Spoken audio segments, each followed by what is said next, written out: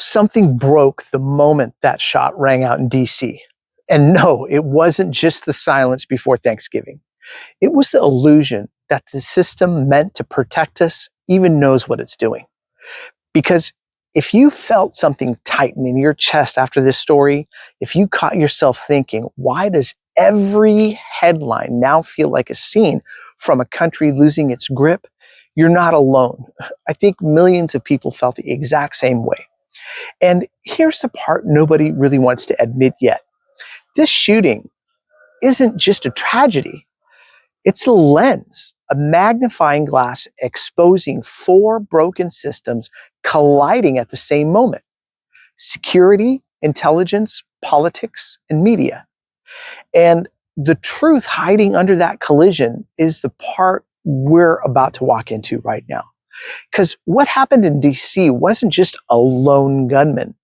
It was a failure cascade, the kind of chain reaction you see when institutions start running on momentum instead of competence.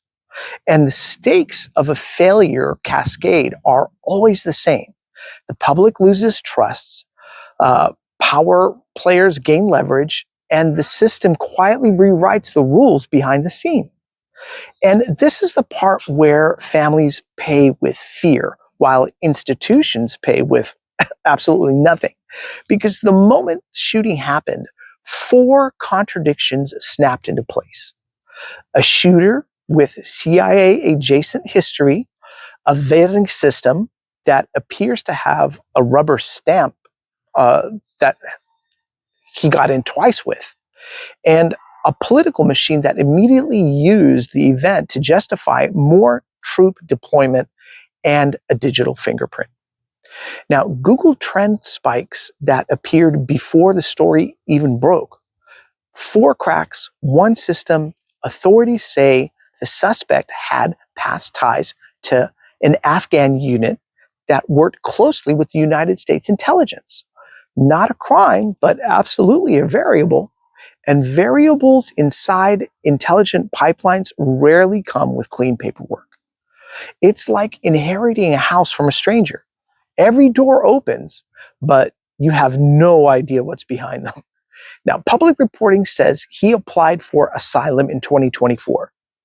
3 law enforcement sources say asylum was approved again in 2025. Different administration, same outcome.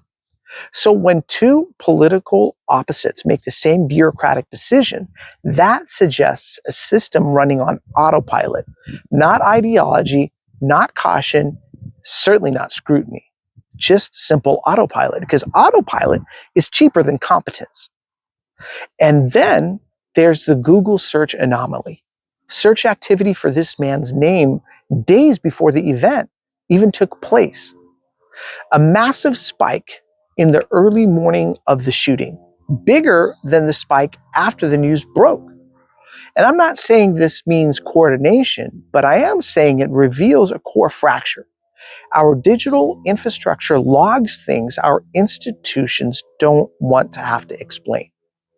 Data has memory, even when people in power want selective amnesia. And before the country could even process the tragedy, barely hours passed before political figures used the shooting to justify increased troop deployments, expanded domestic security presence, new narratives about urban danger, and fresh immigration rhetoric. Now, when power gets a crisis, it behaves like a corporation with a coupon. Oh, wait a minute, it's free? Well, then give me 2. But meanwhile, legacy media compressed a complex system failure into a simple headline because complexity costs airtime. So the story became lone gunman, immigrant, mentally unstable, National Guard tragedy. But the part that didn't fit, the narrative, that part got trimmed. Because the parts that exist are the intelligence ties, that got trimmed. The vetting failures, that got trimmed. The digital anomalies that showed up on the Google searches, those got trimmed. It's like watching a movie where the studio cut out the middle act and then insists the ending still makes some kind of sense. And this isn't new. Every time America experiences a national tragedy, power expands its reach, not its own accountability. It's a feedback loop, like fixing a leak by tightening every pipe except the one that's actually dripping. Now, if we go back to January 6th, security theater exploded while the underlying failures stayed buried. The Trump assassination attempt, completely unanswered questions piled up. But security spending skyrocketed. And this shooting, it's showing the same pattern, same architecture. Fear isn't a reaction anymore. It's a tool, a political utility, a renewable resource that flows through security funding, legislative priorities, and media cycles. Fear now functions like electricity. Every institution plugs into it, and tragedies like this become power surges. Meanwhile, families feel the fear, not the budget. Communities feel the surveillance, not the security. And ordinary people deal with the anxiety while institutions deal with talking points. And here's the mechanism at the center of all of this, the one that's just hiding in plain sight. America has built a system where failures don't slow institutions down. They accelerate them.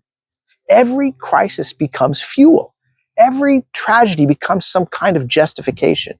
And every anomaly becomes ignored because explaining it would interrupt the narrative momentum. We don't have a system that prevents failure. We have a system that metabolizes failure.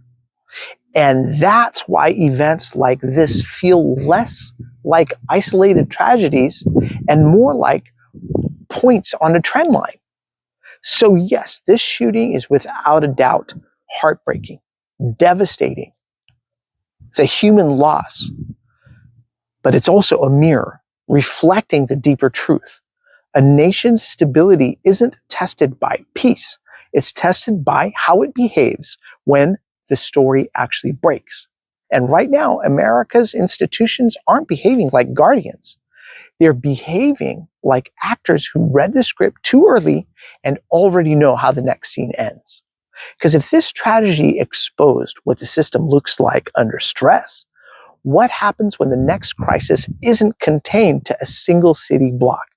What happens when that incentive that drove this response collides with something even bigger? And that's the part no one in Washington wants to talk about. All right, what do you guys think? Do I have this all right? Do I have it all wrong? Put it in the comment section below. I look forward to reading and replying to all your guys' comments. And thank you guys so much for watching me here on The Baseline. All right, cheers, everybody.